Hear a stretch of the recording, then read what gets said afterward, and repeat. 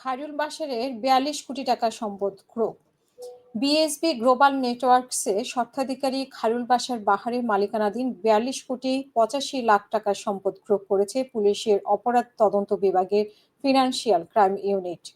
CID জানায় যে খায়রুল বাহার ও তার সহযোগীরা সাধারণ ছাত্রছাত্রীদের যুক্তরাষ্ট্র, কানাডা সহ বিশ্বের বিভিন্ন দেশে উচ্চশিক্ষার প্রলোভন দেখিয়ে প্রতারণার মাধ্যমে কোটি কোটি টাকা হাতিয়ে নিয়েছে।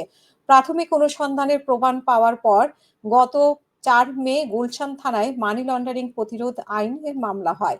১৪ জুলাই বাশারকে ধানমন্ডি থেকে গ্রেফতার করা হয় এবং তদন্তে বেরিয়ে আসে যে বাশার অভিযুক্ত প্রতারণার অর্থ দিয়ে ১২২.৪৫% জমি ক্রয় করেছে। সিআইডির আবেদনের পরিপ্রেক্ষিতে আদালত তার নামে থাকা ওই স্থাবর সম্পত্তি ক্রোকের আদেশ দেন। সিআইডি বলছে যে নিজেকে শিক্ষাবিদ ও ব্যবসায়ী পরিচয় দিলেও বাশার আসলে সংঘবদ্ধ প্রতারকের চক্রের সহায়তায় সাধারণ শিক্ষার্থীদের কাছ থেকে শত শত কোটি টাকা হাতিয়ে নিয়ে বিপুল সম্পদের মালিক হয়েছেন। মামলার তদন্ত কার্যক্রম চলমান রয়েছে এবং তার নামে দেশের বিভিন্ন স্থানে আরও স্থাবর অস্থাবর সম্পদের অনুসন্ধান অব্যাহত রয়েছে।